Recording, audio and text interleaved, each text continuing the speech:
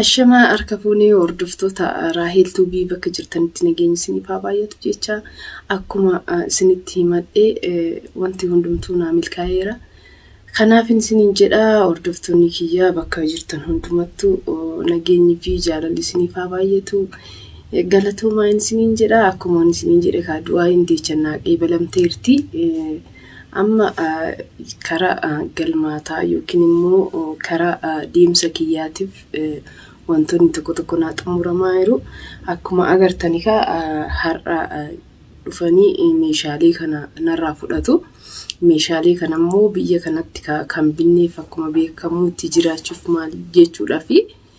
Irra jireessa ani yuutuubara waan ta'eef viidiyoon itti waraaba'eetti nama meeshaa qaaliidhaan bite. Meeshaa qaaliin immoo baay'ee ulfaataadha. Warreen biyya Arabaa yookiin immoo biyya biraa jirtan hundumtuu sa'aatii kanatti meeshaalee qaalii ta'an yookiin immoo maallaqni isaa ol ka'aa ta'e bituun baay'ee kisaaradha. Asumaanillee ergaan isinii dabarsaa yoo bittanillee meeshaalee gatiin isaa gadi bu'aa. Halluun isaa bareeda ta'ee meeshaalee gadi bu'aa gatiin isaa gadi bu'aa ni jira. Akkasuma isiniin jedha baay'ee ulfaataadha biyya ormaatitti. Meeshaa bituuni ammaan meeshaa kiyya kana na gurguruufan deemaa har'a waliin dubbanne warra haraajaa yookiin immoo warra daldalaa jilmaan namarraa bitantu jira. Isaanitti yeroon agarsiisu isaan baay'ee gatiin jalaa gadi buusanii tanan namatti hunduma isaa hiree kan sirees nama tokkotti majlisas nama tokkotti kan lafarraa hafnus afata lafaatis hunduma addaan hireetnan dubbadheen isiniin jedha. Meeshaaleen kun har'a waaqayyo yoo jedhe har'a galgala ni baafatuun isiniin jedha. Akkuma isin du'aayi naa godhaa jedhetti du'aayiin keessan narraa naa qeebalamee jiran isiniin jedha. Ammas karaa gaarii yookiin immoo carraa gaarii naan jedhaadhaan isiniin jedha. Kanuma yaadni nani qabu kun akkana fakkaataa kana isinii dhiyeessuufan dhufe. Agartanii meeshaan kun hundumtuu meeshaa qaaliidhaan bitanii yeroo bitu. Amma garuu yeroo akka dura qaaliidhaan binnisan hin jiru meeshaan. Ulfaataadhaan isiniin jedha biyya ormaa keessatti warreen biyya Arabaa yookiin immoo warreen biyya feetee jirtan meeshaalee qaalii bitiinadha. Meeshaalee qaaliin baay'ee nama kisaarsasii kan malee meeshaa immoo yoo bittan yaani meeshaa gatiisaa gadi bu'ee yookiin jiddu galeessa ta'e san bitaa malee baay'ee ulfaataadha meeshaa qaalii bituun isiniin jedha. Ani kun meeshaa qaaliidhaan bitee garuu waaqayyo haa galatoomu baay'eellee gadi hin buune akka araajiin jedhaniin araajiin parsantii 100 keessaa parsantii 40 namaa kenna biyya kanatti. Agartanii parsantii 40 jechuun oduu meeshaa tokko amma doolaara 200 binnee isaan gadi buusanii doolaara 50 fa'a doolaara 60 fa'a akkasitti namaa kennu. Baay'ee ulfaataadhaan isiniin jedha meeshaa biyya namaatitti bituuni garuu rabbii wajjiniin ani milkaa'ee jira. Ammaaf karaa fuulduraatiifis immoo akkuma agartan barumsa nu ta'a. Meeshaaleen kiyya kun immoo haaraadha. Ergan bitee waggaa fi waggaa lamaaf deema. Kanaaf meeshaa yoo gurgurtanillee yookiin immoo bittanii mana gootanillee erga bitamee meeshaa seeran qabuun gaariidha. Haaraa yookiin qulqulluu taate hanga taate namni fudhatu sanuufillee gaariidhaan isiniin jedha. Kanaaf haalliin amma irra jiru kana iddaan isiniin jedha. Amma meeshaan kiyya kun har'a ni ba'a. Erga baheen booda meeshaan kun erga mana kanaa bahee maallaqa naa kennaniin booda karaa shaanxaa yookiin immoo meeshaalee fudhee deemu sirreessuutti tan deema. Asumaanis du'aayi naa godhaa anas qofaan na qabee jira. Mucaa kiyyallee xiqqoo na jalaa dhukkubaa jira. Kanaaf asumaan du'aayi nu godhaa jechaa kan namni karaa deemu waan baay'eetu isa mudataa. Kanaaf warri simmiines warri simmuufachiisnes asumaan dhiifama jechaa karaa gaarii naan jedha. Akka dhiifama naa gootan warri na simmuufachiisee warri immoo natti aartanii jiraatanii soo ta'e hin beekamu kaan namni namatti aarii jiraachuus ni danda'ama. Kanaaf du'aayi keessan yoomiyyuu na jala na biraa fagaatina iffagaatiin isiniin jedha. Haalli biyya ormaa kun akkasii yeroo tokko olii yeroo tokko gadi namni immoo maatii ofii oduu ilaaliin yookiin biyya ofii oduu hin gahin biyya namaatitti nafuun isiniin jedha. Kanaaf du'aa naa godhaa hin irraanfatinaa nafaana dhaabbadhaa na jajjabeessaa koomentii naa barreessaa isiniin jedha daawwattoonni kiyyaa. Haalli jireenyaa biyya sanaa kana baay'ee ulfaataadha akkuma beektanii ni qaaleensi garmalee seenee qaaleensi biyyuma hunda garuu kun immoo biyyi akkuma beektanii ni bu'ee xiyyaarri immoo asitti banamee jiran jedhanii hanga amma baay'ee eegne hin banamne xiqqoon tura inshallah gaafa baname ka hundumtuu galuus ni danda'a galee deddeebius danda'an isiniin jedha. Haalli jireenyaa kunis haalli hundumtuu baay'ee ni ulfaatee asitti. Kanaaf biyya deemna jennee ka'aa jirra isiniin jedha. Biyya deemuudhaaf qophiin irra jiru amma qophiin kiyyaa qophii wadhakkaarra naagee jiran isiniin jedha. Meeshaan kun yeroo narraa ba'an waan hundumtuu natti salphata. Akkasii ol keenyattis deemna jedhan baay'ee kiraan manaatis ni ulfaata.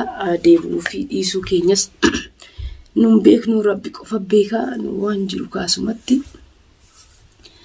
amma kan ittiin deemnu malee waan ittiin akkamitti akka dhufnu hin beeknuun isiniin jedha. Hordoftoota kiyyaa akkuma agartan qofaan naqabee jira.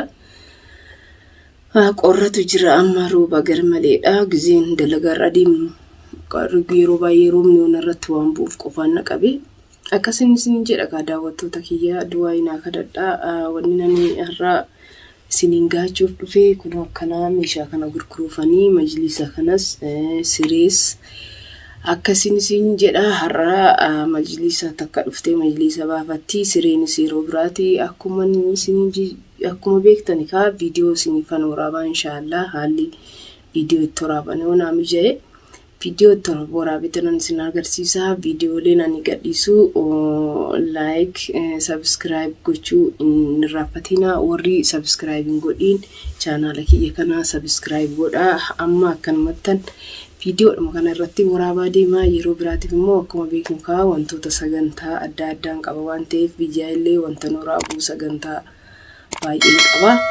Nafaana turtuu akkamitti akka biyya ga'uu akkamitti akka eessa geenye hunda isinii waraabaan deema karaa irratti. Inshallah waaqayyo na gargaaru kan waaqaa malee kan nama baay'ee salphaadha. Waaqayyo guddaadha isiniin jedha. Hordoftoota kiyyaa namni imaana qabu hin kufu. Hundaafuu rabbi imaanaa fi obsa nuuf haa kennu jedha. Namni keessi isaa imaana qabu yoomiyyuu hin kufu. Kanaaf namni hundumtuu waaqayyo isaati irratti kufee yookiin immoo rabbii isaa amanii yookiin keessa isaa jabeeffatee ka'uu qaba. Akkasiin isiniin jedha ka namni imaana qabu yoomiyyuu hin kufu.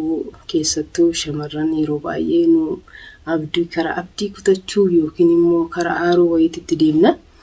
Kanaaf jireenya namaa keessatti wantoonni baay'een nama mudatu, wantoonni nama gammachiisan, wantoonni nama gaddisiisan kana lamaan wal bira qabnee yoo deemne yoomiyyuu obsan kutannu namni obsa kutatee iribuus ga'uu hin danda'u jireenya isaatillee oofuu hin danda'u isiniin jedha. Yoomiyyuu waanuma dhalate waanuma dhufe hundumarrattu obsa hin kutatiin isiniin jedha. Keessattuu warra shamarraniitiif ergaa kanan dabarsaa obsi waan guddaadha. Obsaa abdii kutachuun immoo yoomiyyuu nurra hin jiru. Abdiin keenya rabbirra. Namni hundumtuu abdiin isaa rabbirra malee namarraa miti. Waan ofii hundaaf gufuunis ni jira. Karaa diriirarra oduu deemtu gaarri sitti dhufa akkuma karaa diriiraa sanirra salphaan deemtu sanitti gaara sanirras nan deema jette as ina saabini akkuma haala gaarichaa yookiin akkuma daandiin itti nu baaste sanitti gaara sanis ol baana inshallah.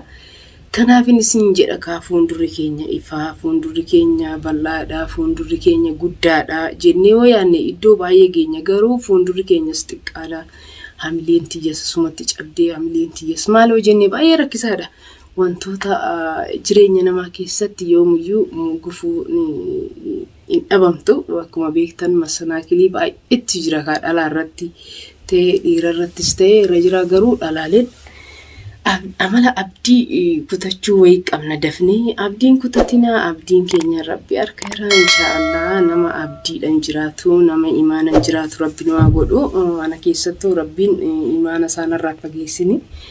Yoomiyyuu Rabbiin kiyya guutuudha Waaqayyo irratti yoomiyyuu itti salphadhee yookiin immoo abdii kutadhee yookiin mataa gadi qabadhee hin beeku. Inshaallah ani Rabbillee akkasumatti na gargaara.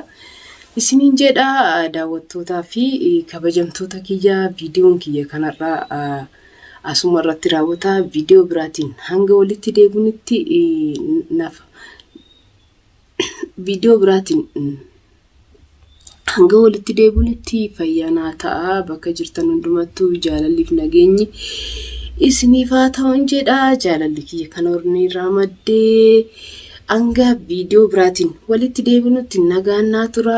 Bakka jirtan nutti fayyaanaa ta'an isiniin jedha. Galatoomaa jiraadhaan isiniin jedha daawwattoota kiyya. Akkuma isiniin jedha nan dagatiin du'aa keessaniin horaa deebanaa isiniin jedha. Galatoomaa.